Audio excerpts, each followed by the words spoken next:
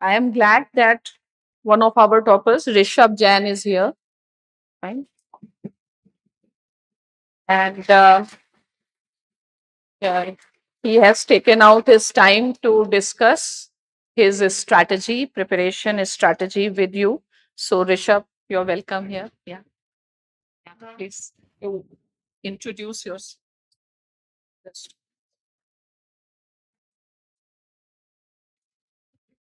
So, hello everyone, and Voice. is it good now? Hello everyone. It's Can, is it audible? is it audible? It's a pleasure to be here at Shubhra Ranjan ma'am's class, and I precisely remember sitting at one of the places.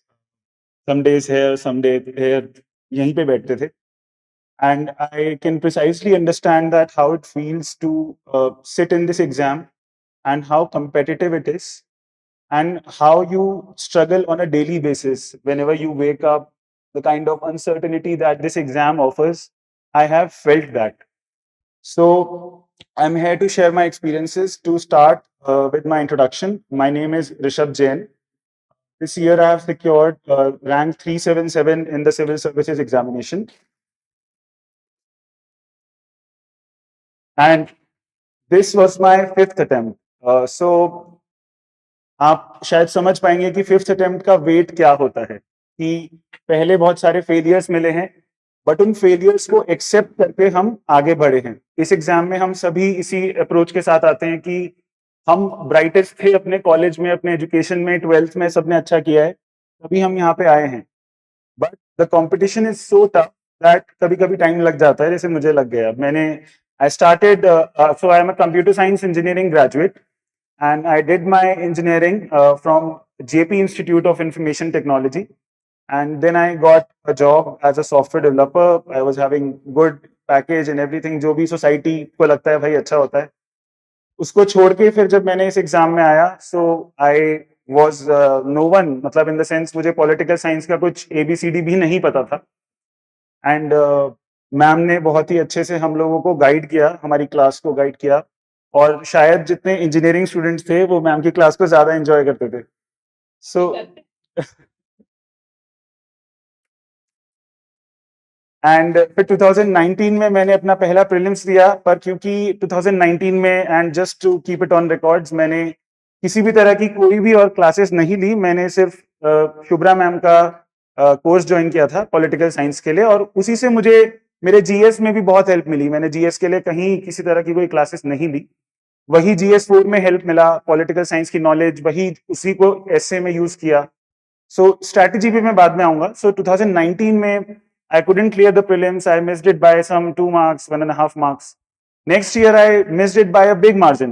Next year, I missed it by some 7, 8 marks. So it was very disheartening. And next time, I made it to mains, but I failed the mains. 740 was the cutoff. 745 was the cutoff. I got 706 marks. फिर वहां पे कुछ mistakes करी. दूसरा mains दिया 2022 में. उस time 730 score आया. 748 was the cutoff. And this time in my fifth attempt, I'm standing in front of you. So it is possible. आप अगर मिस्टेक्स कर भी रहे हैं तो उन मिस्टेक्स से सीखना इंपॉर्टेंट है. मेरा बस कहने का आप सभी को इतना तात्पर्य है कि कंटिन्यूअसली मिस्टेक्स होंगी. जब हम किसी भी बात पे चलेंगे वो होगी ही होंगी, उनसे डरना नहीं है. मिस्टेक्स को करना है पर उनसे सीखना है, और जितना जल्दी हो सके इससे निकलना है. ऐसा बोलते हैं कि ये एग्जाम एक पंचवर्षीय योजना है. ठीक है, तो ये पंचवर्षीय योजना 5 ईयर प्लान मेरा तो बन गया, पर लाइफ ने, इस एग्जाम ने मुझे शायद हम्बल होना भी सिखा दिया. ट्वेल्थ में, 10th में, स्कूल में, कॉलेज में वही चलता था कि यार ठीक ठाक कर लेता है, अच्छा ही होगा, इस एग्जाम में भी जाएगा तो कर ही लेगा. तो लाइफ में इस एग्जाम ने जो रैंक के साथ एक और चीज दे दी है वो है कि ये एक्सेप्ट करना कि लाइफ में हम्बल कैसे रहना है. अगर आपके पास स्किल्स भी हैं तो जरूरी नहीं है कि हर बार आपको सक्सेस मिलेगी. आपको इस चीज को समझना पड़ेगा कि समय से पहले आपको कुछ नहीं मिलेगा. तो लाइफ में हम्बल रहना है हमेशा, चाहे आप कितने भी कहीं भी पहुंच जाएं, कुछ भी बन जाएं, ना भी बने. सो उस चीज को याद रखना है. इफ आई मे आस्क, यहाँ पे से कोई ऐसे स्टूडेंट्स हैं जिन्होंने अभी अटेम्प्ट दिए हैं, जस्ट टू अंडरस्टैंड द कि कौन लोग हैं, किन किन ने एक अटेम्प्ट दे चुके हैं यहाँ पे, कितने लोग? अच्छा, सो मोस्टली फ्रेशर्स हैं सब, यहाँ पे सब फ्रेशर्स हैं, हाथ खड़े करिए। Okay, great great great great. Ma'am, how much time do I have? Half an hour, great great. So क्योंकि स्टार्टिंग आप कर रहे हैं, तो सबसे पहली तो चीज अभी प्रीलिम्स ही होगी, जहां तक मैं समझ पाता हूँ। प्रीलिम्स एक अपने आप में बहुत बड़ा ऑब्स्टेकल बन चुका है। तो प्रीलिम्स के लिए बहुत ही क्रिस्प वे में बोलूंगा, मैं ज्यादा टाइम आपको मेंस पे डेडिकेट करना चाहूंगा, because mains is the main, क्या बोलेंगे उसको, मेन जिस जो आपको रैंक देगा, है ना। प्रीलिम्स तो बस ये है कि आपको एंट्री मिल गई, आपको एग्जामिनेशन हॉल में जाके लिखने को वो मौका मिलेगा, बट प्रीलिम्स भी अपने आप में बहुत इंपॉर्टेंट है। तो सबसे पहली चीज जो आपको याद रखनी है प्रीलिम्स में, आज की डेट में ये प्रीलिम्स जो स्टेज है ये बहुत ही टफ बन चुका है। इसको एक्सेप्ट करने में मुझे कोई शर्म नहीं है। It has become very very very difficult. इस चीज को हमें एक्सेप्ट करना है। I will not come here and से कि यार ये तो बहुत इजी है, और लोग बोलते हैं, आपको कोई ना कोई और मिलेगा जो ऐसे बोलेगा कि मेरा तो फर्स्ट अटेम्प्ट था, हो गया, गुड फॉर हिम, पर उनकी कॉलेज की मेहनत रही होगी उसके पीछे जो उन्होंने करी, और वो उनको रिजल्ट मिला। सो एक्सेप्ट करना है, paper is very difficult, this is the first thing. Second thing is कि उस चीज को समझना है कि किसी भी एग्जाम को क्रैक करने के लिए, स्पेशली इस एग्जाम को क्रैक करने के लिए, यू नीड अ स्ट्रैटेजी। और इसके लिए मैं, while I was coming in metro, I was thinking that what is the good way to narrate that, what is the exact strategy. तो जब कभी पहले वॉर्स हुआ करते थे, वर्ल्ड वॉर 1 हुआ, वर्ल्ड वॉर 2 हुआ, अभी भी वॉर चल रहा है, हम सब देख रहे हैं, Russia Ukraine. My optional is political science, so obviously I will bring IR. सो हम देख रहे हैं रशिया यूक्रेन वॉर में how strategy is most important. अभी जो हुतीज हैं यमन में, just with $10,000, just with $1 million missile, वो पूरे यूएस के इंफ्रास्ट्रक्चर को बिठा दिया है उन्होंने। What is happening here? जिनके पास ज्यादा रिसोर्सेज हैं, जिनके पास ज्यादा नॉलेज है, जिनके पास ज्यादा मिसाइल है, जरूरी नहीं है वो जीतेंगे। यूएस अफगानिस्तान में जीता? नहीं जीता। एक $1 ट्रिलियन खर्च कराए वहां पे, अपने कितने ऑफिशियल्स उनके वहां पे मरे, पर नहीं जीते वो। क्यों नहीं जीते? क्योंकि उनकी स्ट्रैटेजी नहीं थी। जब वो जा रहे थे अफगानिस्तान में, वो चले गए कि हम तो यूएस हैं और हम तो जी नंबर 1 पावर हैं और हम तो कर देंगे। तो वो हम्बल होके वहां से निकले हैं ना अभी। तो क्यों निकले हैं? क्योंकि स्ट्रैटेजी। तो यहां पे मैं बस इतना कहना चाह रहा हूं कि आप इस जंग में कूद चुके हैं। ये एक जंग है, दिस इज अ वॉरफेयर, जहां पे आप अभी हैं, और आपका वॉर खुद के साथ है। रोज जब सुबह उठें तो खुद को बोले, I am in a war and I need to have a plan, I need to make a plan, then I need to implement that plan daily. मेरे को 5 अटेम्प्ट इसलिए लगे क्योंकि मुझे ये सब समझने में टाइम लगा। अगर आप लोग इसको पहले समझ जाएंगे तो शायद शुरू के अटेम्प्ट्स में निकले। मैं बिल्कुल ये नहीं बोलूंगा कि पंचवर्षीय योजना बनानी है। The purpose of me coming here is to, कि यहाँ पे कुछ लोग इस बात को समझें और वो पंचवर्षीय योजना ना बनाएं। तो स्ट्रैटेजी होना जरूरी है। अब मैं स्पेसिफिक पे आता हूं कि प्रीलिम्स की क्या स्ट्रैटेजी है। लार्जर कॉन्टेक्स्ट में बात करूंगा, वो सब आज की डेट में यूट्यूब पे, नेट पे, हर जगह है, कहां से क्या पढ़ना है। All that has become of no use, of your time and my time and ma'am's time also. So 100 question आते हैं प्रीलिम्स में, ठीक है, और उसमें से जो 25 से 30 टफ सवाल होते हैं, उसमें हम डर जाते हैं और उसको पीछे भाग, उसको चेज करने में लग जाते हैं हम, कि एंशिएंट मेडिवल से ये कोई बहुत टफ सवाल आ गया उस वॉर के ऊपर, और अब आप उठा के सारी एंशिएंट मेडिवल की बुक्स पढ़ेंगे, 3-3, 4-4 सोर्सेस पढ़ेंगे। मैंने भी पढ़ी है एंशिएंट मेडिवल से, मुझे बहुत डर लगता था। सो जिस चीज से डर लगता है वहां पे आप एक्स्ट्रा एफर्ट मारते हैं, यार ये तो मुझे करना है, इससे डर लगता है। तो जहां पे आप बहुत ज्यादा एक्स्ट्रा एफर्ट मारेंगे ना, वहां पे आप चीजें अपने लिए कॉम्प्लिकेट कर लेंगे, मल्टीपल रिसोर्सेज बना लेंगे। मैंने बनाई थी। तो कोर स्ट्रेटेजी ये है कि 100 सवाल हैं, 30 सवाल ऐसे आते हैं 100 सवाल में जो आपके कंट्रोल में हैं। पिछले 3 सालों से 100 में से सिर्फ 30 सवाल ऐसे आते हैं जो आपके कंट्रोल में। I will tell you what I mean by that. ये वो सवाल हैं जो आप अपनी इकोनॉमिक्स पढ़ रहे हैं, जो आप अपनी पॉलिटी पढ़ रहे हैं, जो आप अपनी मॉडर्न हिस्ट्री पढ़ रहे हैं, जो आप ज्योग्राफी के एनसीईआरटीज पढ़ रहे हैं, वहां से सवाल आ रहे हैं।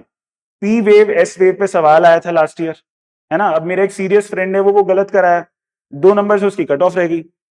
तो ये जो 30 सवाल हैं, ये आपकी प्रिपरेशन, ये आपके प्रीलिम्स का बेस है। आप इमेजिन करके देखिए कि मेरे लास्ट 3 प्रीलिम्स, मेरे 2 प्रीलिम्स नहीं हुए 1920 में, मैंने 21, 22, 23 लगातार ये रूल बना के रखा कि मेरा कुछ सही हो या ना हो, जो ये 30 सवाल पेपर के अंदर हैं, यहां मेरा प्रिसिजन रेट 99% भी नहीं होगा। मैं ब्लंडर यहां पे नहीं करके आऊंगा। पेपर में जैसे ही मुझे वो सवाल दिखा कि भाई ये एनसीईआरटी वाला सवाल है, मैं डबल चेक करता था इसको कि ये नहीं गलत होना चाहिए। सो जब आपका उन 30 सवालों का प्रिसिजन रेट बहुत हाई होगा, वहां पे आपके 60 मार्क्स बन चुके हैं। अब आपके पास 70 क्वेश्चंस बचे हैं। आप बेसिक सिंपल लॉजिक से भी उन 70 क्वेश्चंस के ऊपर खेलेंगे, आपके 40 नंबर आएंगे। ठीक है। सो प्रीलिम्स में मैं बिल्कुल भी वो चीज मानता ही नहीं हूं कि आप बहुत ज्यादा 6 महीने प्रीलिम्स की तैयारी करें। नहीं, आप उस चीज को समझिए कि ये एक स्ट्रैटेजी है कि उस बेस को जब बना लिया आपने, 30 क्वेश्चंस के 60 मार्क्स के बेस को बना लिया, तो बाकी 70 क्वेश्चन में से आप लॉजिक पे अगर करेंगे, वो लॉजिक कैसे आएगा मैं उस पर भी बात करूंगा। तो this is the first thing, strategy. Develop your core competency in those 4 subjects which form the base, which is polity, geography, economics and modern history. ठीक है, 25 से 30 सवाल आएंगे ही आएंगे। 8 अगस्त के ऊपर आ जाएगा 1942 में जी क्रिप्स मिशन कब हुआ था, वो गलत नहीं करना। एक्ट्स के ऊपर सवाल आते हैं मॉडर्न हिस्ट्री में से, वो गलत नहीं करना। तो फंडामेंटल्स, मेंस में वो आदमी जाएगा ही जाएगा जिसको फंडामेंटल्स क्लियर है। अब जो 70 सवाल बचे, उनको क्या करना है ना, उनके लिए भी एक बहुत ही अच्छा सा ब्रह्मास्त्र बताता हूं। ये चीज मैंने फाइंड आउट करी अपने 4th प्रीलिम्स में कि हम हमेशा टेस्ट सीरीज करते हैं प्रीलिम्स के लिए। It is very important, it is indispensable. Test series के बिना नहीं काम बनेगा। पर एक और चीज है जो मैंने रियलाइज करी कि स्टूडेंट्स को पता नहीं क्यों इस चीज पे अवेयरनेस नहीं है कि जो 30 इयर्स के पीवाईक्यूज हैं, वो सॉल्व नहीं करने आपको, वो आपके लिए बुक हैं, वो आपके लिए बाइबल हैं। इसका मतलब समझाता हूं। 2016 में यूपीएससी सवाल पूछता है कि व्हाट इज ई लीजा, ठीक है, और उसके 4 ऑप्शंस में से एक ऑप्शन सही होता है, that they detect gravitational waves. 2021 में क्या पूछते हैं, कॉन्सेप्ट दे दिया ग्रेविटेशनल वेव्स का क्वेश्चन में। जो आंसर में था पिछली बार, वो क्वेश्चन बन गया है कि there are 3 satellites at millions of kilometres apart. जिसने भी ग्रेविटेशनल वेव के लिए लीगो एक एक्सपेरिमेंट होता है ग्रेविटेशनल वेव्स को डिटेक्ट करने के लिए, तो वो एल शेप्ड में होता है। तो उसके जो आर्म्स हैं वो बहुत लंबे किलोमीटर अपार्ट होते हैं। जिसने भी बस इतना पढ़ा है कि वो लंबे क्यों होते हैं, 10 किलोमीटर डिस्टेंस क्यों होता है, उसको समझ में आ जाएगा कि यार ये कुछ ग्रेविटेशनल वेव्स वगैरह डिटेक्ट कर रहे होंगे ऊपर। और उसका जो 2016 में जो क्वेश्चन था व्हाट इज ई लीजा, वो 2021 में आंसर है ई लीजा। इससे मैं आपको ये, और ऐसे मेरे पास 100 एग्जाम्पल हैं। ठीक है, ऐसे मेरे पास 100 एग्जाम्पल हैं। अब इससे कंक्लूजन क्या है कि एक एक कीवर्ड जो 30 साल के क्वेश्चंस में आ चुका है, not just from the question but also from the options, जो यूपीएससी का रॉन्ग ऑप्शन भी है। I have not seen how they make the paper, but I have given it 5 times. So I have tried to see that how यार वहां पे भी कोई examiner बैठे हैं, उनको पेपर बनाना है। हमें ऐसे लगता है वो बहुत एफर्ट मारते होंगे पेपर बनाने में, पर वो 2012 का पूछा हुआ क्वेश्चन ऐसे नहीं पूछेंगे ना। वो अगर उनको कोई सवाल इंपॉर्टेंट लगता है और वो 2012 में आ चुका है, तो उनकी कोई टीम थोड़ी बैठी है कि वो बोलेंगे कि अरे तो 12 में आ चुका है, नहीं नहीं ये नहीं पूछेंगे।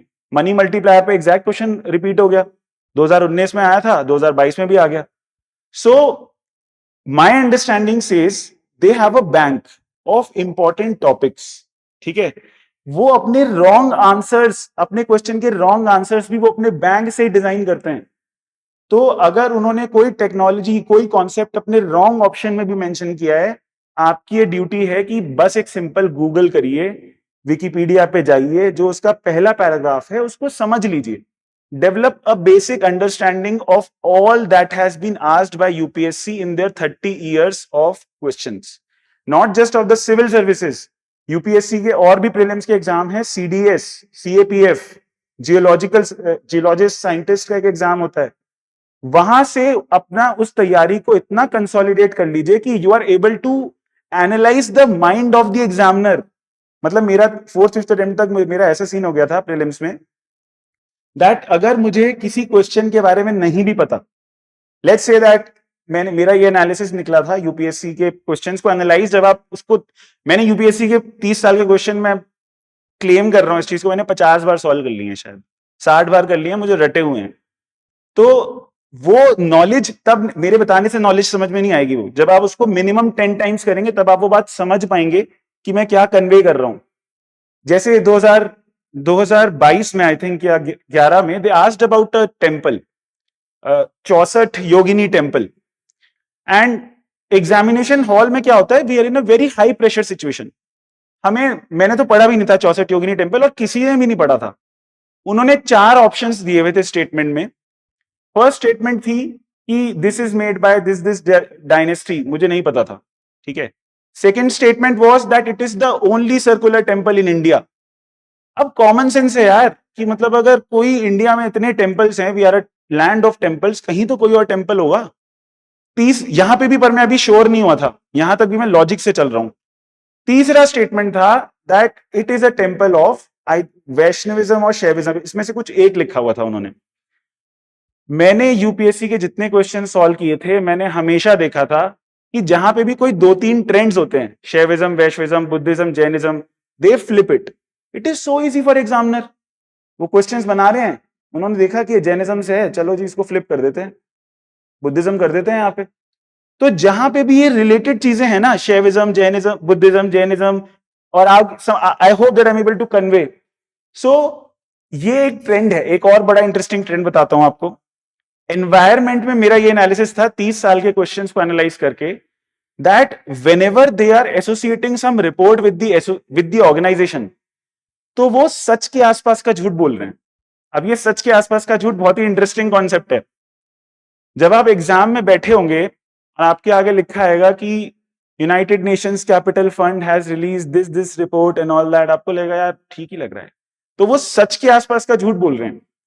एक यूएन वाटर क्रेडिट करके कुछ आया था 2021 में, तो कुल मिला के उस एक ही पेपर में 6 क्वेश्चन थे, 6 questions were there in that single paper of that year, जहां पे वो रिपोर्ट वाला गेम चल रहा था। और मेरा पेपर में ही असेसमेंट था। उन 6 में से मुझे 2 के बारे में तो पता था, फैक्चुअली मुझे नॉलेज थी, तो मैंने उसको गलत किया कि नहीं ये गलत लिखा हुआ है।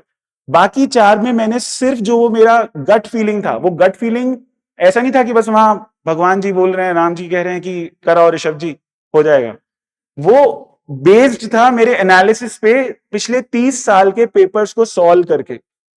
जो भी करना है एविडेंस बेस्ड करना है। We are aspiring to be officers, so we have to go with evidence, है ना।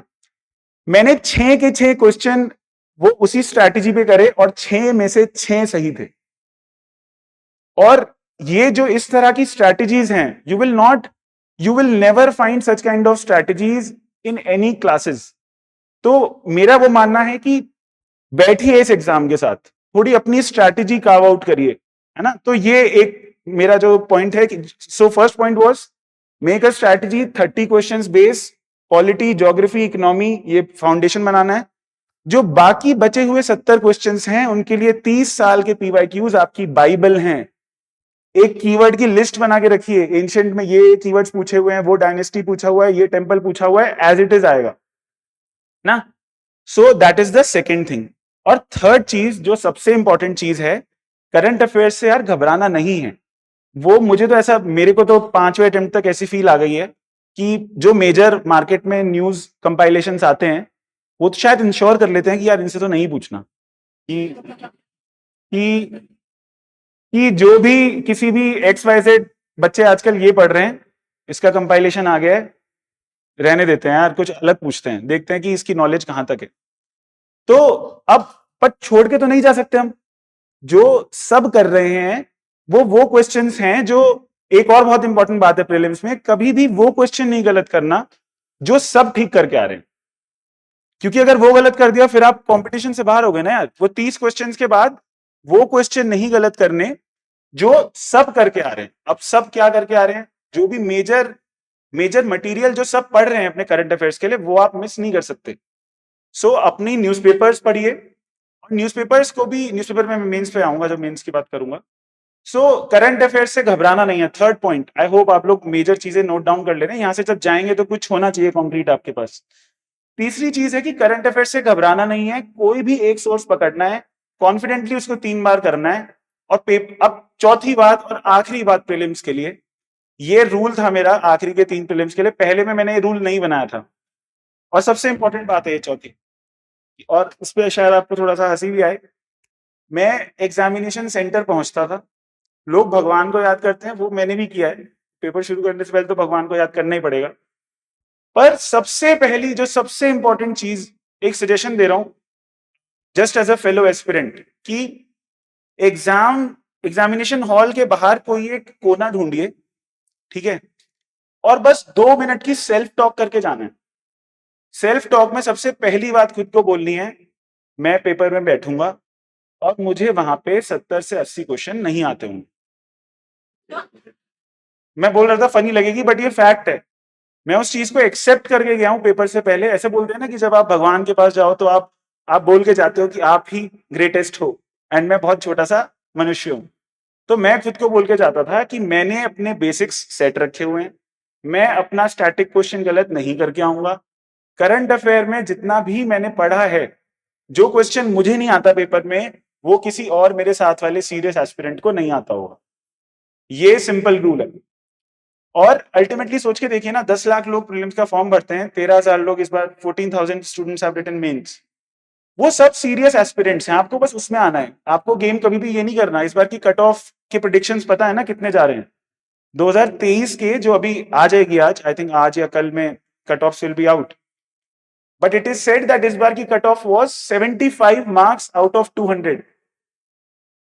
Can you imagine this? 2016 में ये 2016 में इट वाज 116 आई थिंक, 2020 तक ये 98 पे आ गई, अब ये 75 पर आ गई है। हमें 200 क्वेश्चंस करने ही नहीं है यार, हमें बस 100 मार्क्स लाने हैं। 100 मार्क्स जब प्रीलिम्स के दिन आप नंबर बनाएंगे, एग्जाम के बाद जब आपके 95 टू 100 मार्क्स बन जाएंगे, तो वो जो सुकून होता है ना यार, अगले दिन से आप मेंस के लिए लग जाते हो। तो वो रेंज नहीं रखनी अपने को कि हमारे 75 बन रहे हैं, 78 रख रहे हैं।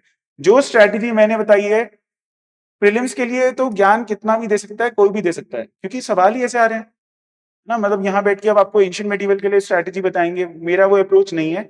मेरा अप्रोच है, it is a war, and उस वॉर में स्ट्रैटेजी इंपॉर्टेंट है। स्ट्रैटेजी बनाइए, जो टैक्टिक्स हैं वो पर्सनल है। स्ट्रैटेजी और टैक्टिक्स में क्या अंतर होता है? स्ट्रैटेजी हमेशा सबके लिए चलेगी, आप सबकी स्ट्रैटेजी सेम होगी, टैक्टिक्स अलग होंगे, टैक्टिक्स पर्सनल भी होंगे, और अपने टैक्टिक्स अगर आपको शेयर करने हैं, उनमें से आप 1 to 1 कर सकते हैं, बट जब मैं सबको एड्रेस कर रहा हूं तो मैं लार्जर, जो सबके लिए अप्लाई हो रही है बात।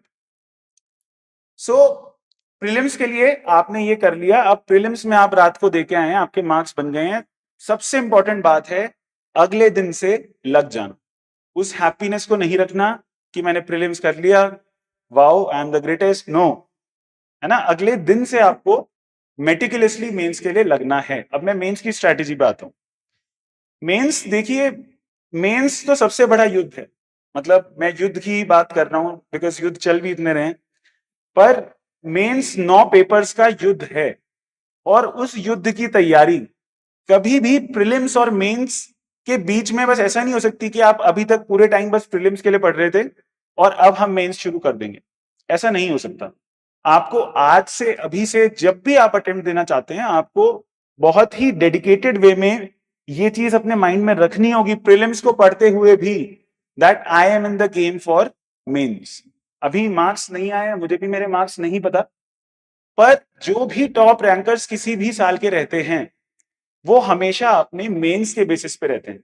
Mains comprises of 1750 marks, 275 marks are for the interview, and अगर आपने मेंस में एक्सीलेंस अचीव कर लिया, तो इंटरव्यू में there have been candidates who have even got rank 1, और उनके इंटरव्यू में 155 हैं, 154 हैं, just because of the mains. सो उसकी इंपॉर्टेंस को समझना है, उसको ड्यू वेटेज देना है। मैंने प्रीलिम्स में आपको ये समझाया और बताने की कोशिश करी कि प्रीलिम्स में दे आर चेकिंग योर, कि आपको जब एक सिचुएशन दे दी जाए जो कि बिल्कुल अनप्रिडिक्टेबल है, तो आप कैसा परफॉर्म करेंगे। ये उन्होंने प्रीलिम्स में असेस कर लिया कि हमने इसको रैंडम बहुत टफ सवाल दिए और ये कैंडिडेट हमारे 14,000 में आ गया। मेंस में वो आपकी 1% भी अनप्रिडिक्टेबिलिटी को हैंडल करने की चीज को चेक नहीं कर रहे हैं। Mains is the most predictable stage in this whole cycle. Prelims, mains, interview, अगर अनप्रिडिक्टेबिलिटी को मुझे प्लॉट करना हो तो अनप्रिडिक्टेबिलिटी प्रीलिम्स की यहाँ है, इंटरव्यू की भी यहाँ है। इंटरव्यू का मैं बताऊंगा आपको, आपको कुछ नहीं पता होता कि क्या आपसे पूछ लिया जाएगा, बट आपको ग्रेशियसली हैंडल करना है। मेंस यहाँ पर है, अगर मैं ग्राफ को ऐसे प्लॉट करूंगा, this is unpredictability, mains is here. एक एक पॉइंटर जो आपके मेंस के सिलेबस में लिखा है, आपको एग्जामिनेशन हॉल में वही क्वेश्चन मिलेगा। अगर इरिगेशन सिस्टम GS3 में लिखा है तो इरिगेशन सिस्टम पे कोई सब टॉपिक पे क्वेश्चन पूछा जाएगा। पूछेंगे पंजाब में क्या इरिगेशन सिस्टम है, क्या इरिगेशन सिस्टम के चैलेंजेस हैं, कैसे उसका एनवायरमेंट पे इंप्लीकेशन है। देयर आर डिफरेंट सब topics for every topic. UPSC, अब इसमें भी आप नोट करते रहिएगा, पहला पॉइंट मेंस के लिए, जितने भी आपके पॉइंटर्स हैं जो कि सिलेबस में लिखे हुए हैं, उनसे बंध के रहना है, खोना नहीं है। कोई भी सोर्स उठाएंगे, सोर्सेज आर लाइक बुक्स, किसी भी इंस्टीट्यूट का कोई भी सोर्स उठाएंगे उसमें बहुत कुछ होगा, पर हमें खोना नहीं है, हमें हमेशा सिलेबस से बंध के रहना है। अब अब आप कहेंगे कि सर वो पॉइंटर्स तो आ गए, पर उसके सब पॉइंटर्स कहां से लाएं? Again go back to the PYQs। पिछले 10 साल के स्पेसिफिकली जो मेंस के सवाल पूछे गए हैं, वो सब टॉपिक्स हैं उन टॉपिक्स के जो उन्होंने यूपीएससी सिलेबस में लिखे हैं। तो जब भी अपना preparation, let's say GS1 start किया, GS2 स्टार्ट किया, 3 स्टार्ट किया, 4 स्टार्ट किया, number 1 point, fix your deadlines. सबसे इंपॉर्टेंट चीज, आज ऐसा कभी भी नहीं, आज मैम एक बहुत अच्छी बात बोलती थी, जब हम कभी क्लास में आते थे तो मैम स्टार्ट करने से पहले एज अ वार्म अप ऐसे बोलती थी कि हाँ भाई आपने क्या पढ़ा है आज। तो मैंने ये चीज रियलाइज करी कि including me we don't have concrete answers कि मैंने क्या पढ़ा है आज। फिर मैम पीछे वाले से पूछती थी हाँ भाई तुमने क्या पढ़ा है। तो मैंने उस दिन क्लास में रियलाइज किया कि बस हम पढ़ रहे हैं, हमें ये नहीं पता कि ये 500 टिक बॉक्सेस हैं, मैंने ये 10 चीजें कर ली हैं, मैंने यहां टिक मार दिया। अगले दिन खुद को बोलना है मेरे यूपीएससी मेंस के 600 टॉपिक्स में से मैंने ये 4 टॉपिक निपटाए हैं। अब वो कैसे होगा, पता कैसे चलेगा कि वो 4 टॉपिक निपटाए हैं? जब आप पढ़ाई भी अपने सिलेबस के पॉइंटर्स के हिसाब से करेंगे। अगर आज पॉलिटिकल साइंस पे मैं आऊंगा, पर जीएस में भी आपको उस चीज का ध्यान रखना है कि आज ये पॉइंटर उठा लिया है, उस पॉइंटर को मैं इन 2 सोर्स से देखूंगा, फिर उसके बाद में यहां से जो 2 बार इनको पढ़ूंगा मैं, और उसको 2 बार पढ़ने के बाद वहां से जो की पॉइंटर्स और कीवर्ड्स हैं उनके मैं अपने 2 पेजर नोट्स अपने पास रखूंगा। और वो 2 पेजर नोट्स भी, this is not 12th exam, this is not 12th exam और कॉलेज एग्जाम की उसी को मैं बस अपने मेंस में उतार आऊंगा। They are just your arms. जब आप वॉर में लड़ने जाते हैं तो आपके पास कुछ तीर भी होंगे, कुछ गन्स होंगी, है ना, बट जरूरी नहीं है ना सामने वाला आके जिस तरह से मुझे जो अटैक करेगा मुझे डिफेंड तो वैसे ही करना पड़ेगा। ऐसा थोड़ी है कि मैं तो ये मूव सीख के गया था तो बस वो मुझे मार यहाँ से रहा है पर मैं तो यही मूव चला रहा हूँ। सो दीज जो भी आप अपने 2 पेजेस पॉइंटर्स बना के जा रहे हैं, they are your arms and weapons. Use them thinking in this way कि बस ये मेरे, these are just at my arms length distance, I will just use them थोड़ा बहुत, बाकी क्वेश्चन की डिमांड को ही एड्रेस करना है मेनली, है ना। सो GS 1 2 3 4 ये चारों में चीज चलानी है, पॉइंटर्स याद रखने हैं, सिलेबस के अंदर के सब टॉपिक्स PYQ से उठाने हैं। अब रोज एक टॉपिक उठा के किसी एक स्टैंडर्ड सोर्स को पढ़ना है, वहां से अपने 2 पेजर पॉइंटर्स बनाने हैं। और जब ये सब हो जाएगा, फिर नेक्स्ट स्टेज, क्रोनोलॉजी इंपॉर्टेंट है ना, क्रोनोलॉजी इज वेरी इंपॉर्टेंट। सो अब जो क्रोनोलॉजी इंपॉर्टेंट है, अब आप टॉपर्स की कॉपीज उठाइए और वहां पे ये देखिए कि जो मैंने सब नॉलेज एक्यूमुलेट कर ली है इसको वो प्रेजेंट कैसे कर रहे हैं। सीधा आंसर राइटिंग पे जंप करना हेल्प नहीं करेगा। तो जब आप वो टॉपर्स की कॉपीज को देखेंगे तो प्रेजेंटेशन का तरीका समझ में आएगा कि कैसे स्ट्रक्चर कर रहे हैं। सो कंटेंट अपनी मेहनत से मिलेगा, स्ट्रक्चरिंग टॉपर्स कॉपी से मिलेगी, फिर टेस्ट सीरीज और आंसर राइटिंग ये सब चालू होगा। सो GS 1 2 3 4 के लिए ये चारों के लिए चलेगा। एंड जस्ट अगर ये सिंपल स्ट्रैटेजी यूज करी जाए, my assessment says that 400 marks in GS 1 2 3 4 can be ensured with this strategy. जो रैंक 1 होते हैं, जो टॉपर्स होते हैं, उनके 450 445 455 मार्क्स आते हैं, बट 400 मार्क्स अगर जीएस में बनते हैं तो एक रैंक इंश्योर होती है, right. Now coming to political science and international relations, and I think this will be the last leg. So but ये मेरे हार्ट के सबसे क्लोज है, मैंने शायद सबसे ज्यादा जो अपनी एफर्ट्स और मेहनत है वो मैंने इस लेग को दी अपनी प्रिपरेशन में, political science and international relations को, और वो हो ही ना पाता जब तक शुभ्रा मैम के वो नोट्स ना पढ़ता मैं उनकी क्लासेस में ना आता। सो मैम को सबसे पहले थैंक्स, और जितना आशीर्वाद मैम ने अपनी नॉलेज के थ्रू दिया है, वही रीजन है कि इतने सारे लोग पॉलिटिकल साइंस ऑप्शनल लेते हैं। आज भी लोग कॉन्फिडेंट हैं पॉलिटिकल साइंस ऑप्शनल को लेके कि with the help of ma'am, with the help of resources which ma'am provide, we can do good in it. So मैं अपनी पर्सनल पॉलिटिकल साइंस के लिए मुझे मेरे मार्क्स नहीं पता अभी, बट जो भी रैंक आई है आई एम श्योर उसमें optional is very important. So वो प्योरली सिर्फ मैम को ही है, there is no other component to it. So thank you ma'am for that. And अब मैं बताता हूं कि मैंने क्या समझा। सब कुछ मैम आपको क्लास में बता रही है, पर फर्स्ट चीज जो सबसे इंपॉर्टेंट है कि एक डॉक्टर आके आपको दवाई बता देगा, पर वो दवाई क्या आप रोज ले पा रहे हैं? पहली बात, क्या आप सही सोर्स पे जाके उस दवाई, सही इंसान के पास जाके वो दवाई खरीद रहे हैं? क्या आप जो मैम ने उस दवाइयों के साथ जो फ्रूट्स एंड वेजिटेबल्स लिखे हैं, क्या आप वो खा रहे हैं? So ma'am can only give you the recipe. To cook a good shahi paneer out of it, you need to be in the kitchen and diligently follow that recipe. मैंने शायद शुरू के जो मेरे मेंस के अटेम्प्ट्स थे, शायद मैं वो बात समझ नहीं पाया जो मैम अपनी हर क्लास में बताती थी। जिस दिन में शायद वो, और इसी बार मुझे वो पेपर जब मैं बाहर पॉलिटिकल साइंस का लिख के आया, आखिरी पेपर होता है मेंस का, ऑप्शनल का आखिरी पेपर होता है, और मेंस के पेपर इस तरह से होते हैं कि they do not just check your intellectual capacities, आपकी फिजिकल कैपेसिटीज भी चेक होती है। 9 से 12 पेपर है, 2 से 5 पेपर है, अगले दिन दोबारा 9 से 12 पेपर है, 2 से 5 पेपर है। At one point your brain is buzzing, your hand is paining, and you can feel that how the tips of your fingers are totally red, क्योंकि पेपर में इतना स्कोप नहीं होता कि आप बैठ के सोचोगे क्वेश्चन की डिमांड क्या है, फिर आप अपने नोट्स याद करोगे, फिर आप लिखोगे। आप अगर क्वेश्चन देखा आपने, आपके पास 10 सेकेंड्स हैं टू जस्ट, मैम एक बहुत अच्छी बात बोलती थी पॉलिटिकल साइंस के लिए, this is the first point, कि कोई भी क्वेश्चन जब आया है तो आप ये देखिए इस क्वेश्चन को बहुत छोटे से छोटे एक लाइन में इस क्वेश्चन को डिफाइन करिए कि क्वेश्चन है क्या।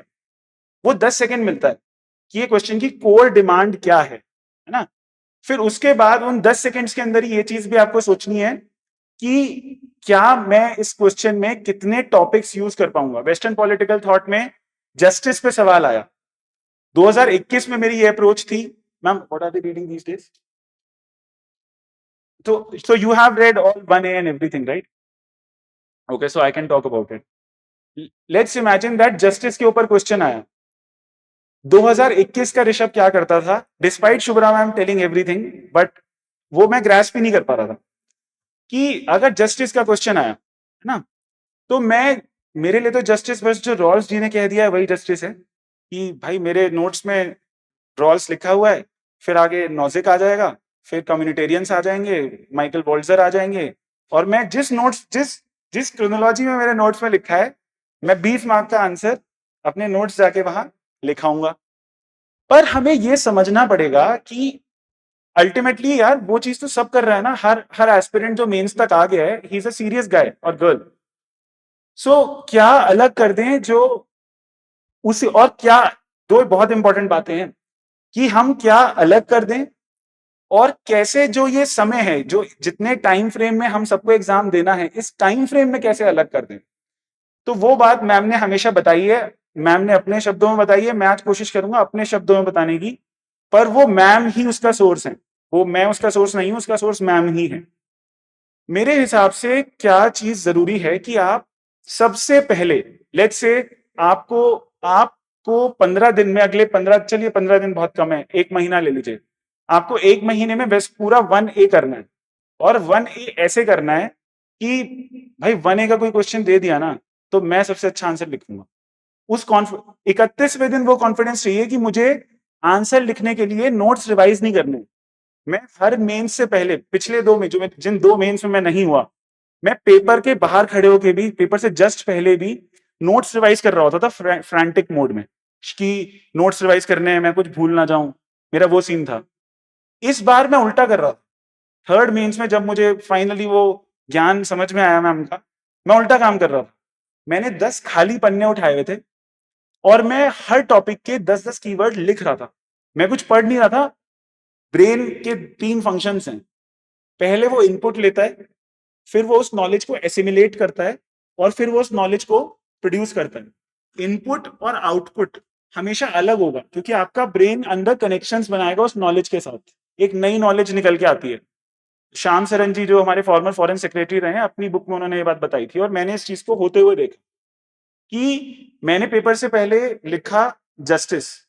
पूरे सिलेबस में जस्टिस से रिलेटेड जितने कीवर्ड हैं, चाहे रॉल्स के हो, चाहे प्लेटो के हो, चाहे एरिस्टोटल के हो, चाहे फिर हर थिंकर जस्टिस बोल रहा है ना यार। अगर हॉब्स आ रहा है तो हॉब्स भी तो अपना जस्टिस दे रहा है, लॉक भी आके अपना जस्टिस दे रहा है। पर उसने बस अब उसने बोल दिया कि भाई state of war, state of nature, state of war. तो उसके लिए जस्टिस क्या है? उसके लिए जस्टिस है सिक्योरिटी ऑफ लाइफ। ये कीवर्ड है security of life. Life is nasty, poor, brutish and, है ना? तो ये सब कीवर्ड्स हैं।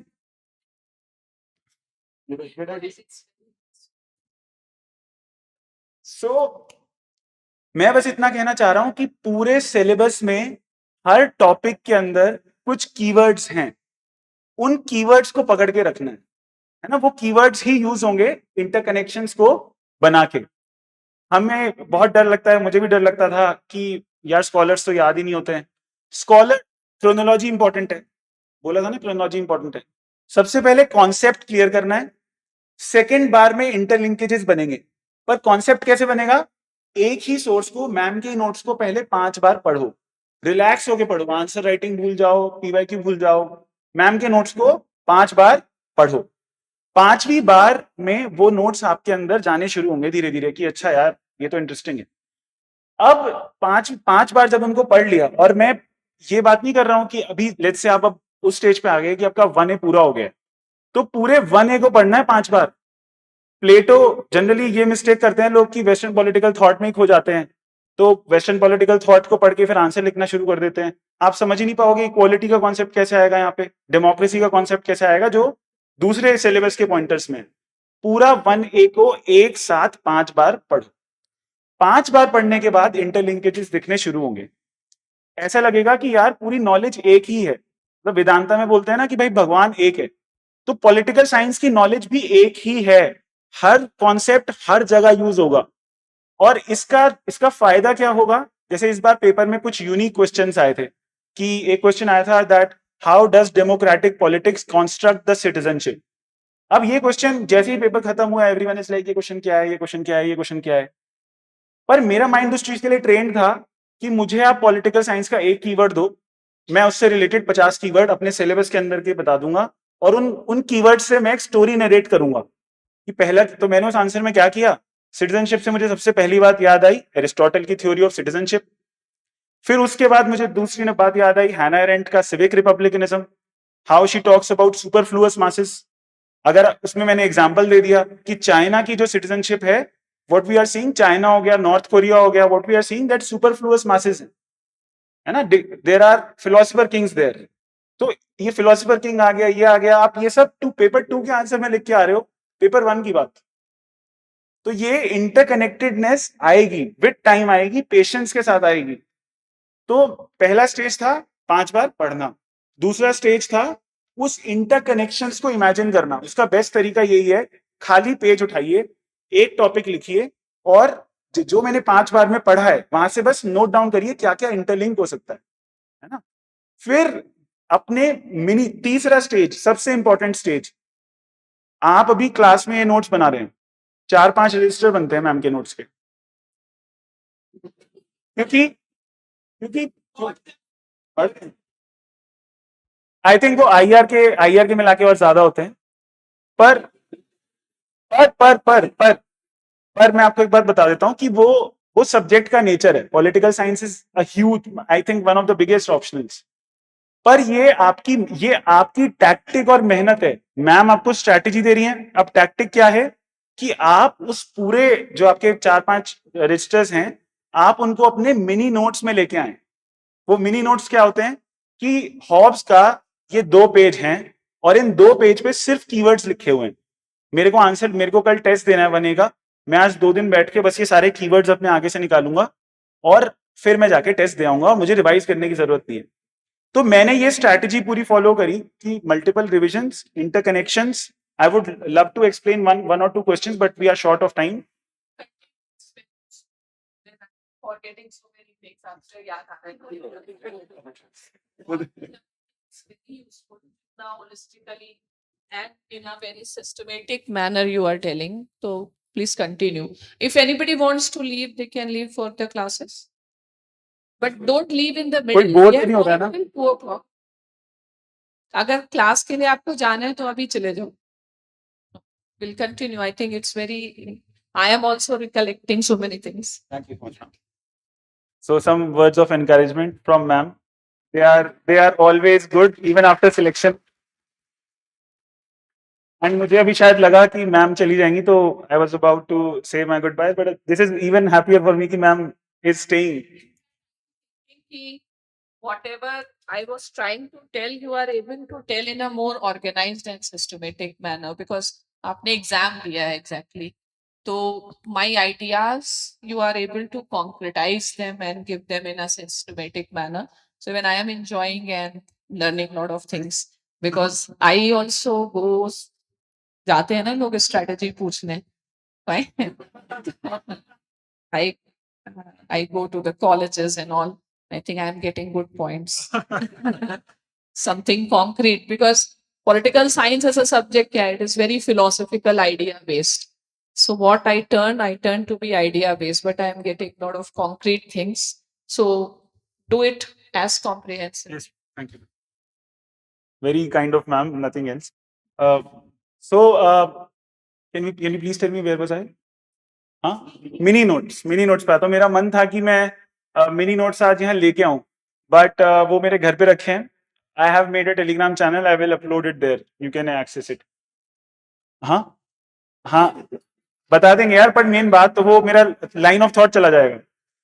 So what is important is कि आप मिनी नोट्स बनाए. अब मिनी नोट्स का क्या, व्हाट आर मिनी नोट्स? ये मिनी नोट्स कहाँ से आ गए? इतना सब कुछ मिनी मिनी मिनी लैटरल्स आ रहे हैं. सो मिनी लैटरल से अब मिनी नोट्स भी आने पड़ेंगे.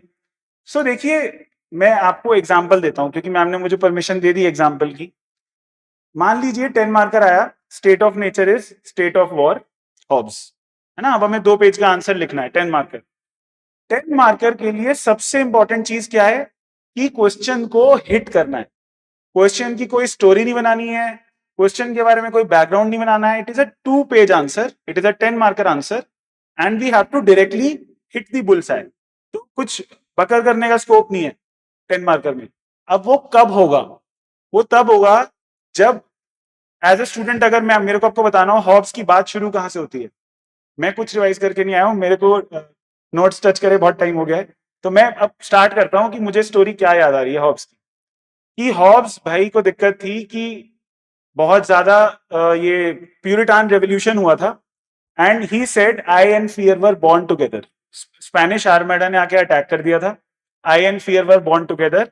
आई and fear were born together से क्या आ रहा है? That his school of thought is dominated by keyword psychological egoism.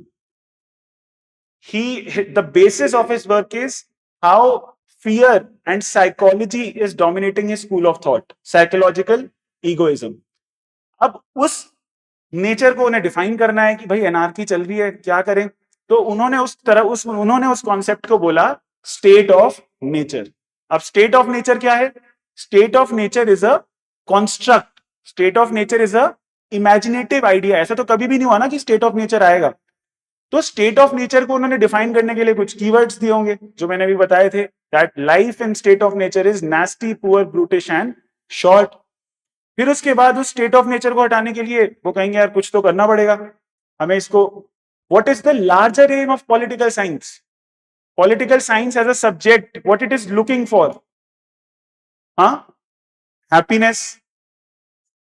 It is a master science. So it is looking to create an order. It is looking to create a social stable order, है ना. So preservation of life उनको करना है तो वो अपना एक social contract theory देंगे.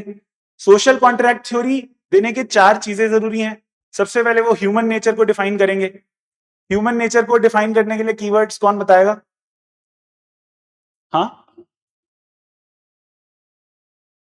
इनके लिए तालियां बजाओ पहले आप. सो मैंने भी ऐसा ही छोटे छोटे एक्रोनिम्स बनाए हुए थे, greatest GHGN, greatest happiness of greatest number, pushpin is not as good as poetry. So ठीक है, सो अब उन्होंने अपनी स्टेट, सबसे पहले वो ह्यूमन नेचर की स्टेट बताएंगे, फिर वो बताएंगे कि what is state of nature, फिर वो अपना स्टेट क्रिएट करेंगे। स्टेट क्रिएट करने के लिए वो क्या बोलेंगे कि वो किसी ना किसी को लेके भी आएंगे। अब जब आप हॉब्स को पढ़ रहे होंगे तो आप सिर्फ हॉब्स को पढ़ रहे हैं, पर जब आप जाएंगे state of theory of states पे तो वहां पे आपको ऑस्टिन भी मिलेंगे। ऑस्टिन ने क्या बोला है? ऑस्टिन का कोट याद है किसी को? If someone larger than me pays obedience to me, obedience करके नाम उनका कोट है, if a determinate human superior not not in a habit of paying obedience to another human superior, that person is sovereign and that society is political, है ना? सो ये बात अब theory of state में लिखी है। ये बात मुझे अभी क्यों याद आई? मैं तो सोच के नहीं आया था स्टेट ऑफ नेचर मुझे डिस्कस करने का स्कोप मिलेगा, पर ये ब्रेन में आपके सब चीजें अवेलेबल होनी चाहिए। तो जो मिनी नोट्स हैं, coming back to mini notes, जो मिनी नोट्स हैं वो 200-150 पेज में, 200-150 भी ज्यादा बोल रहा हूं मैं, western political thought should be consolidated in some 70-80 notes, 70-80 pages. And वहां पे आपको मैम ने नोट्स में एक स्टोरी दी है कि मेरे जैसा एक इंजीनियर जिसको ह्यूमैनिटीज का कोई आइडिया नहीं है, वो आके जब पढ़े तो उसके लिए कंफर्टेबल हो, तो वो लंबा है थोड़ा, उसमें हमें ब्रेविटी डालनी है, उसको हमें संक्षिप्त करना है। वो होगा जब हम बस कीवर्ड्स उठा के अपने मिनी नोट्स में डालेंगे, पर इन अ स्ट्रक्चर्ड मैनर, कि टॉपिक उसका फ्लो क्या है, उस टॉपिक का फ्लो क्या है, उस फ्लो में कीवर्ड्स को डालना है। ये काम करना है अपने पूरे सिलेबस के लिए, स्पेशली 1A के लिए, 1B के लिए, 2A में भी जो शुरू के 6 टॉपिक हैं, 4 टॉपिक कंपैरेटिव के, 5वां आपका थ्योरीज ऑफ आईआर, फिर की कॉन्सेप्ट्स इन आईआर, इनके भी ये आपको कंसोलिडेटेड नोट्स बनाने हैं सिर्फ कीवर्ड्स के लिए। नोट्स पे मैं बहुत बात नहीं करूंगा, आई विल शेयर दैट। जब ये स्टेज आ जाएगा ना कि वो मिनी नोट्स आपके सामने हैं और वो आपके अपने नोट्स हैं, मैं अपने नोट्स शेयर कर दूंगा तो आपको ऐसा लगेगा कि हम क्यों बनाएं, पर हमेशा मेरे साथ इस बार ऐसा हुआ है, अपने PSIR के पेपर में लिखते हुए मुझे ऐसा लग रहा था कि जब मैं पेपर लिख रहा हूं तो मेरे वो मिनी नोट्स मेरे सामने रखे हुए, और इतना मजा आ रहा था, मतलब PSIR का पेपर लिखते हुए तो इस बार, कि वाह यार, मतलब इतना अच्छा क्वेश्चन आया है और मुझे बढ़िया बढ़िया चीजें याद आ रही हैं और एग्जामिनर को मजा आ जाएगा। मतलब मैम एक बात बोलती थी कि एग्जामिनर को रुला दो कि वाह यार क्या आंसर लिखा है, and treat your examiner like your girlfriend और योर बॉयफ्रेंड, की उनको मतलब कोई दिक्कत ना हो, उनको एकदम कंफर्टेबल लगे कि क्वेश्चन शुरू हुआ है, wow such a nice intro, then he has started with the core concepts, फिर आंसर की स्ट्रक्चरिंग भी बताऊंगा। जब वो नोट्स आपके अंदर बस जाएंगे, जब वो ऐसी फीलिंग आ जाएगी कि आंसर जब लिख रहे हैं कि आईपैड मेरा साथ में रखा हुआ है, मुझे ऐसे लग रहा है कि सब नोट्स मेरे यहाँ पे एक्सेसिबल हैं एट माय राइट हैंड, तब आंसर लिखने में मजा आना शुरू। और जैसे ही मजा आना शुरू होगा ना यार, तब बनेगी क्रिएटिविटी। और मुझे ऐसा लगता है पॉलिटिकल साइंस में मैंने बहुत टॉपर्स की कॉपीज देखी, मैंने उत्कर्ष द्विवेदी सर की कॉपीज देखी, और मैं इस माध्यम के जरिए मैं उन सबको अपना हम्बल रिगार्ड्स और थैंक्स भी दूंगा, क्योंकि क्रिएटिविटी इज समथिंग जो कभी भी किसी एक की नहीं होती। जो भी ऑथर्स होते हैं वो कोई भी किताब ऐसे नहीं लिखते कि वो उठे और उन्होंने सब्जेक्ट बना दिया, उन्होंने 100 बुक्स पढ़ी और वहां से उनको कुछ कुछ और एक बात पता चली और फिर वो बुक लिख रहे हैं। तो मैं जो सब बता रहा हूँ ये सब मैम का, जो पिछले टॉपर्स हैं जिनकी कॉपीज मुझे मिली क्योंकि उन्होंने डाली वो कॉपीज, तो वहां से सब मुझे सीखने को मिला। Utkarsh Dwivedi sir, Riya Dabi ma'am, and some more names are there which I am forgetting। तो जब आप उन कॉपीज को देखेंगे तब आपको ये समझ में आएगा कि अच्छा ये कीवर्ड को इन्होंने किस तरह से ऑर्गेनाइज किया, तो कौन सी बात इंट्रो में आ रही है, कौन सी बात कंक्लूजन में आ रही है ना, वो एक आर्ट बननी शुरू होगी। और उस पॉइंट के बाद फिर there is no coming back, फिर you will be like a pilot on the auto pilot mode, कि अब आपको जब न्यूज़पेपर भी दिख रहा है तब आपको वो पूरा राजीव भाटिया सर का आर्टिकल पढ़ने के बाद पता होगा कि Rajiv Bhatia sir writes on Africa, ठीक है, पता थी ये बात, हिंदू का आर्टिकल पढ़ते हो। और मान लीजिए अगर कोई भी, जब आईआर की बात अगर मैं करूं तो ये चीज पिन पॉइंट होनी चाहिए कि हमें टॉपिक्स प्रिपेयर करने हैं, मुझे यूएस फॉरेन पॉलिसी अगर प्रिपेयर करनी है तो मुझे पता होना चाहिए हिंदू में सुबह उठते ही कि आज इन सर का आर्टिकल आया है, एम के नारायणन सर का आर्टिकल आया है, एम के Narayanan sir right on that country. अब ये कब होगा? जब आप इसको डीपली इंटरेस्ट के साथ पढ़ेंगे। मान लीजिए अगर न्यूक्लियर सिस्टम की बात करें तो राकेश सूद सर का अगर आर्टिकल आया है तो वो राकेश सूद सर को देख, कभी भी आर्टिकल की हेडिंग नहीं देखनी है। ये मेरा ऐसा ओपिनियन था कि आर्टिकल की हेडिंग से पहले ये देखना है ये किसने लिखा है, और फिर सबसे एंड में नीचे लिखा होता है कि this guy is this and that, this girl is this and that. जैसे ही वो चीज समझ में आनी शुरू होगी कि हिंदू में भी सिस्टम, हिंदू में, इंडियन एक्सप्रेस में सिस्टमैटिक वे में आर्टिकल्स आते हैं यार, तो वो अपने टॉपिक से लिंक करने कि मेरे टॉपिक में विजन ऑफ ग्लोबल ऑर्डर है। आज सी राजा मोहन सर का जब मैं आर्टिकल पढ़ रहा था तो वहां पे वर्ल्ड ऑर्डर की बात आई थी। मैंने आज 10 आर्टिकल पढ़े इंडियन एक्सप्रेस और हिंदू में, वहां से मुझे ये 5 कीवर्ड्स मिले हैं, और इन 5 कीवर्ड्स को मैं अपने उन मिनी नोट्स में जाके टॉपिक वाइज छोड़ दूंगा, ताकि जब मैं वापस से 5वां इटरेशन दूं अपने मिनी नोट्स को रिवाइज करने का, तब वो मुझे मेरे माइंड में वो कीवर्ड तो सेव हो ही गया है, पर मेरे माइंड में वो कीवर्ड क्या मेरे उस टॉपिक के साथ सेव हुआ है या नहीं हुआ है ना? मतलब मान लीजिए अब मेरे से इंटरव्यू में सवाल पूछ लिया कि what are the security initiatives which are coming in the maritime domain? Can India form certain regional security arrangements in the maritime domain?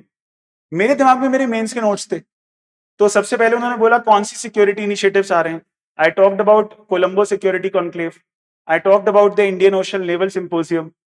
फिर मैंने सेकंड बात मेरे नोट्स में लिखी हुई थी, ऑपरेशन संकल्प हुआ है अभी, ठीक है, ऑपरेशन संकल्प क्या था? जहां पे अभी ये पायरेट्स चल रहे हैं तो इंडिया क्या कर रहा है। उसी के नीचे ये भी लिखा हुआ था मेरे नोट्स में कि इंडिया ने इंटरनेशनल इंफॉर्मेशन फ्यूजन सेंटर बनाया है in the Indian Ocean region, जिससे हम मैरीटाइम डोमेन अवेयरनेस स्प्रेड कर रहे हैं। अभी मैंने जो बातें बोली, इन बातों के अंदर आपने नोट किया कीवर्ड्स थे, IFC, IOR, maritime domain awareness. फिर उसके बाद इंटरव्यू के आंसर में मैंने ये कीवर्ड्स भी इंक्लूड किए थे, how India is becoming first responder, how we are going for security and growth for all in the region, how India is trying to provide as the emerge as the net security provider, how Prime Minister has a vision of free, open, inclusive Indo-Pacific, which he gave the lecture which he gave at Shangri-La Dialogue in 2018. अब ये सब बात मुझे कैसे याद है? Mini notes. Mini notes को 50 बार जब पढ़ लोगे तो फिर बन जाओगे बाजीराव की तलवार है हाथ में, और जाके अब तो जंग जीत के ही आना है ना? पेपर से पहले, coming back to my story, 2 mains में मैं हमेशा बहुत फ्रैंटिक मोड में रहता था कि नोट्स उठाए हुए हैं, उनको 4-5 जगह गाड़ी पे रख के सब पढ़ रहा हूँ, क्योंकि कॉन्फिडेंस नहीं है वो कि सब कुछ याद आ जाएगा। इस बार आई वॉज सो काम before political science paper that wow यार, मतलब ये 6 घंटे तो मजा आने वाला है। And I was smiling. मेरा फ्रेंड एक जो मेरे साथ गया था, ही वॉज लाइक भाई खुश क्यों है तू इतना? तो for me political science was like something that I was worshipping, कि मैंने आईआर को बहुत एंजॉय किया है। तो जब मैंने पेपर में मैं अंदर घुसा, मैंने जाके पेपर देखा और वो क्वेश्चंस चूज किए कि मुझे क्या करना है। I knew at that moment when I was selecting my questions, मुझे पता था कि मेरे पास हर क्वेश्चन के लिए कुछ ना कुछ इनोवेटिव है। मार्क्स अभी नहीं आए हैं तो मैं बोल नहीं पाऊंगा कि क्या मेरी परफॉर्मेंस रही है, पर मुझे ऐसा लगता है कि मेरा पॉलिटिकल साइंस में अच्छा रहा होगा। सो वो कॉन्फिडेंस आएगा मिनी नोट से एंड इस सब से। अब ये बोल देना आसान है, जो भी मैंने पॉलिटिकल साइंस के लिए आपको बातें बोली हैं, this is easier said than done. It is a very meticulous task. There are some 11 topics, major topics in the 1A, then there are further topics in 1B, then there are topics in 2A, 2B. Within that topic there are subtopics which are mentioned in the syllabus. Then there are 5 questions which have been asked on it in the PYQs. So ये जो knowledge है, अब time आएगा जब ये सब आपने कर लिया है, तब टाइम आएगा पीवाईक्यूज को उठाने का। पीवाईक्यूज भी टॉपिक वाइज पीवाईक्यूज। प्लेटो पे 6 सवाल क्या पूछे गए? प्लेटो पे क्या सवाल होंगे? His theory of justice, his concept of philosopher king, his theory of communism, his. अब जब ये कम्युनिज्म आ गया तो इस पे बाकी लोगों का क्रिटिक क्या है ना? सो ये जो बात मैंने जीएस के लिए बोली थी कि टॉपिक, सब टॉपिक, पीवाईक्यूज, ये तीनों को बांध के रखना है इसी क्रोनोलॉजी में, है ना? Now coming to answer writing, I am trying to give my best bits जितना मैं टाइम में दे सकता हूं। आंसर राइटिंग के लिए एक बात मुझे बहुत ही अच्छी, I think ma'am Tushar sir की ब्लॉग थी, Tushar Gupta sir is an IPS officer, he is in Punjab cadre. मुझे धीरे धीरे अपने सीनियर्स के जो उनकी जो कॉन्ट्रीब्यूशंस हैं वो याद आ रहे। तुषार सर ने 4 C's की बात करी थी। I think Tushar sir, ma'am ने भी अपने क्लास में ये बात करी होगी, बट मेरे तक ये बात तुषार सर के थ्रू पहुंची कि 4 C's आर वेरी इंपॉर्टेंट। सबसे पहले क्वेश्चन, ये 4 C's तो लिख ही लीजिएगा। सबसे पहले इंपॉर्टेंट है कॉन्टेक्स्ट। हर क्वेश्चन का एक कॉन्टेक्स्ट है, कोई भी क्वेश्चन जो आया है उसका एक कॉन्टेक्स्ट है। वो कॉन्टेक्स्ट होता है आपका introduction.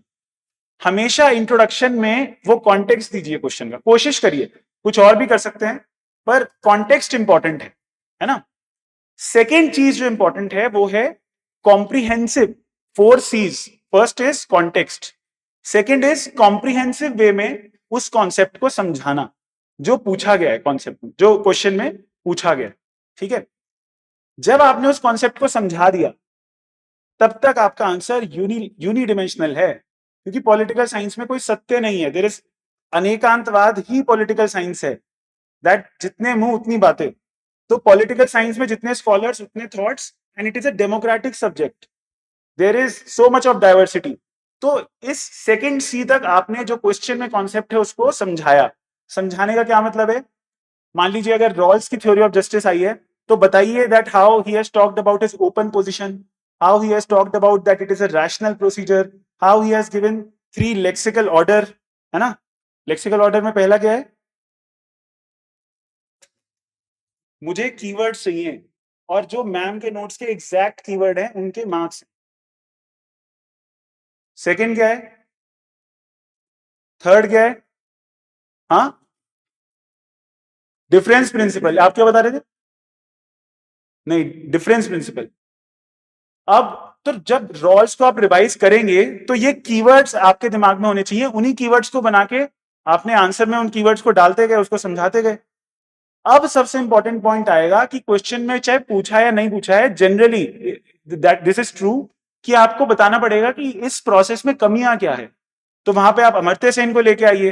What does Amartya Sen says, that Rawls has focus on niti, he has not focused on न्याय, how Rawls is more procedural, and Amartya Sen gives his theory of, Amartya Sen critiques Rawls that he has went for transcendental institutionalism। ये transcendental institutionalism जो answer में लिखोगे आप तो examiner कैसे number नहीं देगा यार, है ना। मतलब उनको पता चलेगा कि भाई ये पढ़ के आया है, दिस गाय इज प्रिपेयर्ड और दिस गर्ल इज प्रिपेयर्ड। फिर उसके बाद आप वॉल्जर को लेके आइए। वॉल्जर ने क्या बोला है, वॉल्जर कभी भी थिंकर से पहले उनका स्कूल ऑफ थॉट याद रखना है। Michael Walzer, Michael Sandel, Charles Taylor, एक मैं भूल रहा हूं, मैकेंटायर, ये चारों से ज्यादा इंपॉर्टेंट ये है कि ये कम्युनिटेरियंस हैं। अपने माइंड में कम्युनिटेरियन स्कूल ऑफ थॉट रखना है और उसको क्रिटिक करना है कि भाई रॉल्स ने तो बोल दिया था कि man is atomic, you have to give a justice which is specific, real and particularistic, है ना, specific, real and particularistic. They say that man is not an unencumbered self. Michael Walzer ने क्या बोला है कि man is not an unencumbered self, man is a situated self, man is an embedded self, man is embedded in the society. फिर Mike and मैं बीच में रोक के इस बात को क्लैरिफाई कर रहा हूं दैट डोंट थिंक दैट यहां पे मैं कुछ ऐसे शो ऑफ कर रहा हूं। I am not, believe me, I am just trying to tell you where you have to reach. There is nothing in front of me. अभी ऑफिस में बैठ के सोच रहा था कि बस क्या बताना है, पर ये सब बस आ रहा है। तो ये सब जब आप लोगों के माइंड में भी आने लगेगा, मान के चलिए बस अब 6 महीने में होने वाला है, हमारा भी आने वाला है। तो माइकल वॉल्जर ने क्या बोला है, that we have to go for differentiated equality. You cannot go for a justice which is universal, because different goods ought to be distributed differently to different societies in different ways, है ना। सो अब जब आपने ये critical analysis दे दिया, तीसरा सी पूरा हो गया, कंटेक्स्ट, कॉम्प्रिहेंसिव वे में आपने लिख दिया, क्रिटिकल एनालिसिस दे दिया।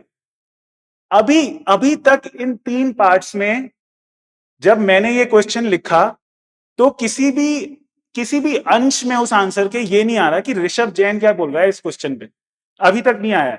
अभी तक मैंने कंटेक्स्ट सेट कर दिया, मैंने कॉम्प्रिहेंसिव वे में समझा दिया, क्रिटिकल एनालिसिस दे दिया।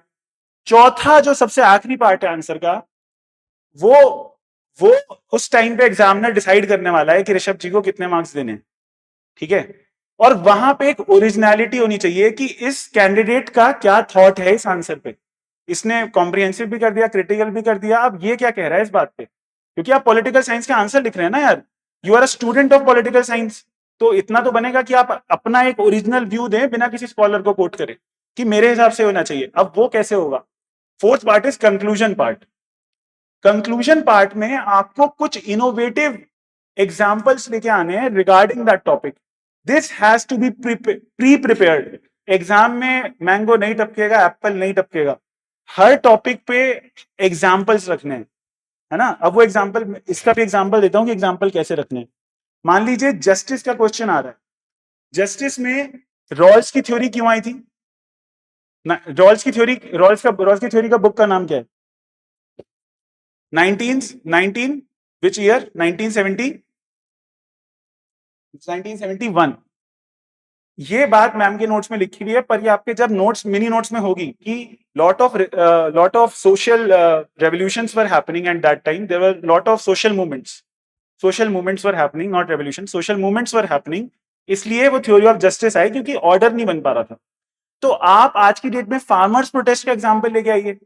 Farmers protest are not just happening in India, they are happening in Europe also, because we are not able to knit around the social security which is truly inclusive in nature. That is the issue of justice even today. तो इसका आप use कहां कर सकते हैं? What is the theory of evolution of justice from western political thought to the modern political thought? तो and में कुछ इनोवेटिव ब्राउनी देनी है, क्योंकि जब एग्जामिनर का कलम खुलेगा तो वो कंक्लूजन ही उसके दिमाग में है कि यार ये बात बोली थी। फिलोसोफर किंग का अगर एक क्वेश्चन आता है, वैसे बहुत टाइम से आया नहीं है, 8 साल हो गए हैं इस क्वेश्चन को आए, मैं होप करता हूँ अगले साल आ जाए, फ्री के नंबर होते हैं। पर जैसे ही वो कंक्लूजन में आप लिखेंगे कि today in the era we are seeing that how new philosopher kings like Xi Jinping और the leader of North Korea, है ना, और Assad in Syria, they are like philosopher kings, power is concentrated there. So conclusion में बस कुछ अपनी छाप छोड़नी है आंसर में, एंड आई सो विश कि सब लोग, जो लोग पीछे तक बैठे हैं, हर एक का कंक्लूजन इनोवेटिव और यूनिक होना चाहिए। ये चार चीज across the paper, easier said than done. बहुत मुश्किल है इस चीज को पूरे पेपर में उस प्रेशर सिचुएशन में करना। वो काम प्रैक्टिस से होगा। जब बार बार हम प्रैक्टिस करेंगे, we will be able to apply this strategy. मतलब मेरा भी कहना आसान है, आपको आई होप जो मैं बोल रहा हूं आप उस चीज को विजुअलाइज कर पा रहे हैं। सबसे पहले तो वही इंपॉर्टेंट बात है। जब आप ये सब कर लेंगे तब आप इतना, मैम मेरी कैलकुलेशन ये बोलती है कि अगर ये सब इंश्योर कर लिया जाए तो 275 टू 280 मार्क्स एम किए जा सकते हैं रैशनल वे में। ऑब्वियसली जो टॉपर्स होंगे, जो भी इस साल के हाईएस्ट स्कोरर होंगे political science, it is reaching somewhere around 310, कुछ साल से ये 300 297 हो गया है। बट मेरे भी जो सीनियर एस्पिरेंट्स थे, जो जिनसे मैंने गाइडेंस ली, कुछ लोगों के हमेशा इतने मार्क्स आ रहे थे, 275 280 270, 4 बार दिया है, चारों बार 275 280। तो आई वाज लाइक क्या किया आपने? तो ये जो मैंने आपको सब पॉलिटिकल साइंस का बताया, ये पूरा कंसोलिडेटेड जिस्ट है ना। मतलब nitty gritties are always there. This is the larger strategy for the war of political science. Last point in very brief, coming back to essay. Essay में भी अपने आप को बहुत खुला रखिए यार, बांधिए मत एस्से में। बहुत सारे अलग अलग तरीकों से एस्पिरेंट को कोशिश की जाती है कि वो एस्से में भी वेल ट्रेन्ड हो जाए। We have all become trained in GS. Mains में जब जीएस का पेपर लिखेंगे, मेन पॉलिटिकल साइंस में जब मेंस का पेपर लिखेंगे, तो आप लोगों को भी ट्रेन ही तो किया है ना मैंने, कि क्या करना है, क्या तरीका है, ऐसे ऐसे कर लीजिए आ जाएंगे। एस्से में ट्रेन मत होइए। Essay is the only paper of UPSC mains where UPSC has given you the scope to write good answer for a 12-pager answer. तो वहां पे तो मुझे लगता है कि जितना ओरिजिनल वे में आप एक जेन्युइनली एक अच्छी स्टोरी क्राफ्ट कर सकें। फिलोसफिकल एसेज आ रहे हैं, हम सब जानते हैं, तो इजी से इजी एग्जाम्पल यूज होंगे।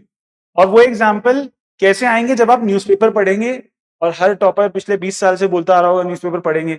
अगेन जो मैंने मिनी नोट्स पॉलिटिकल साइंस के बताए हैं, और जो मैंने मिनी नोट्स जीएस के बताए हैं, आज जो पढ़ा है सुबह न्यूज़पेपर में, अगर सोने से पहले वहां से कुछ ब्राउनी एग्जाम्पल्स या पॉइंट्स उन टॉपिक्स में अपने नोट्स में नहीं डाले, तो वो न्यूज़पेपर 2-3 घंटे का पढ़ना डस्टबिन में अपना टाइम फेंकने जैसा है। जो भी चीज आपके मिनी नोट्स में क्रिस्प वे में नहीं जा रही, वो आपका ब्रेन रिटेन ही करेगा। दिस इज माय गारंटी, है ना। इंटरव्यू से पहले, क्योंकि मेरा पहला इंटरव्यू था इस बार, ब्रीफली इंटरव्यू के बारे में बता देता हूं। मेरा पहला इंटरव्यू था, जितना ये सब एक्सपीरियंस है वो आपको मेंस में शायद थोड़ा बहुत रिफ्लेक्ट हो रहा हो जिस तरह से मैं बता रहा हूँ, मैंने प्रिपरेशन करी है। इंटरव्यू में मैं भी इक्वली क्लूलेस था। मेरा इंटरव्यू 4 अप्रैल को आया, 8 दिसंबर को रिजल्ट आ चुका था।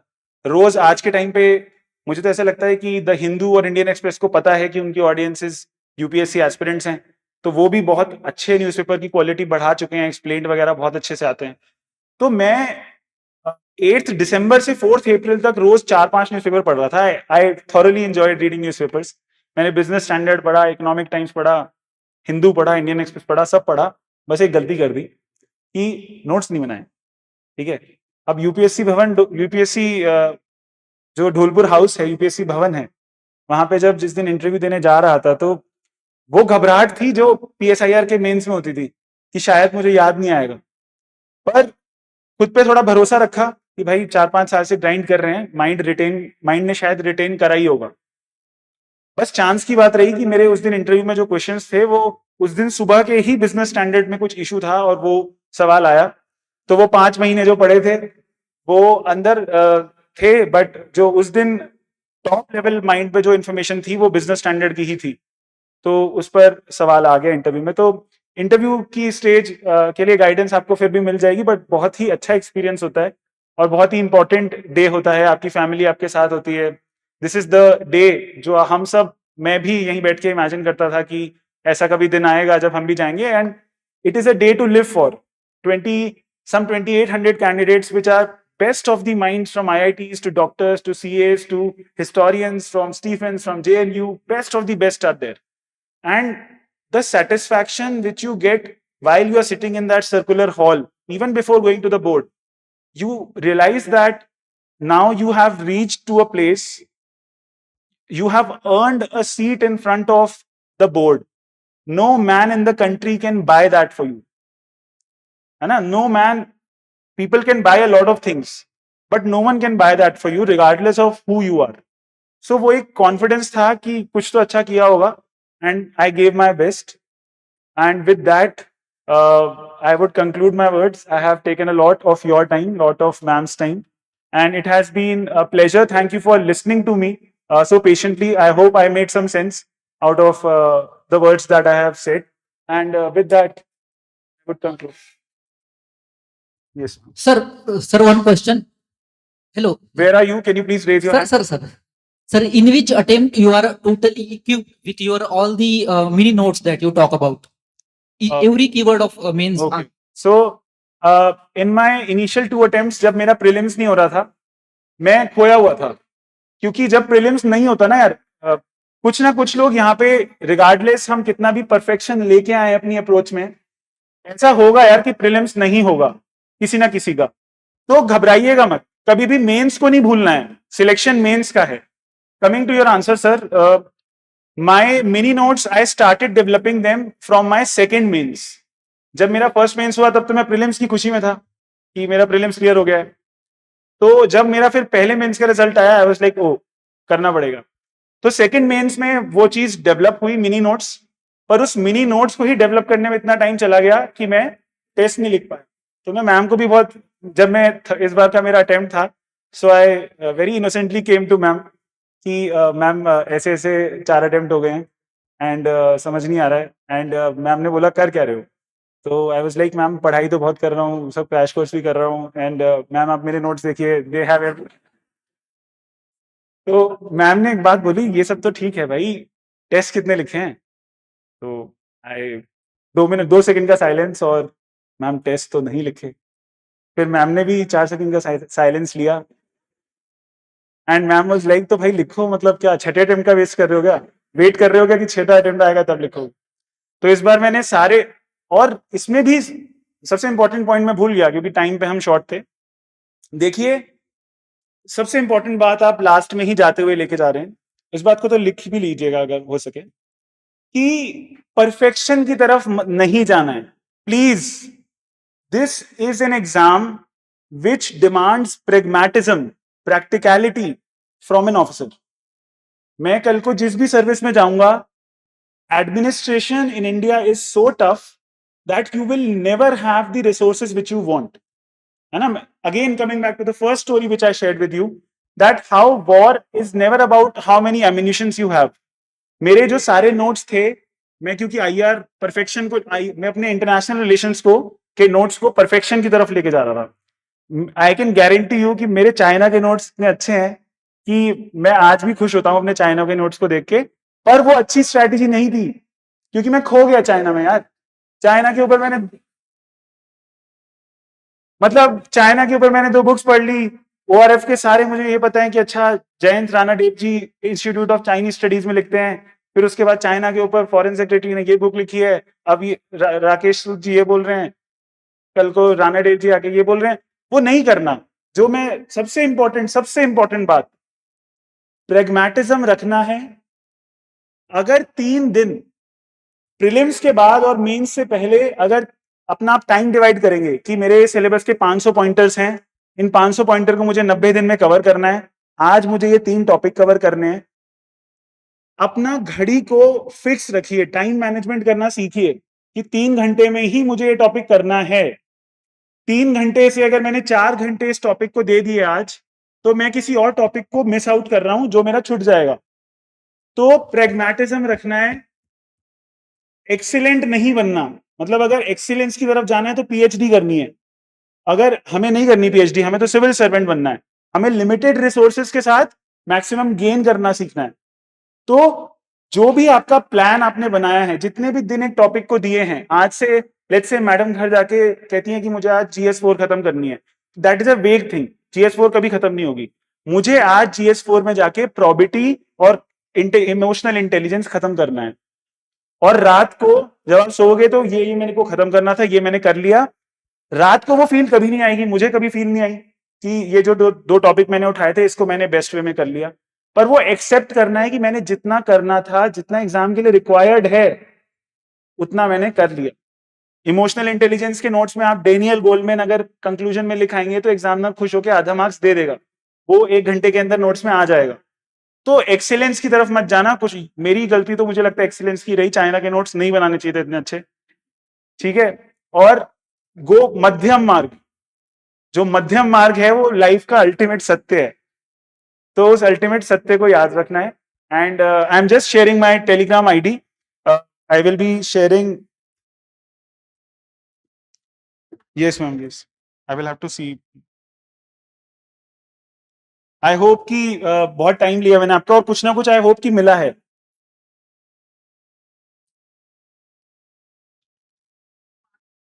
इससे wrong मिल गया।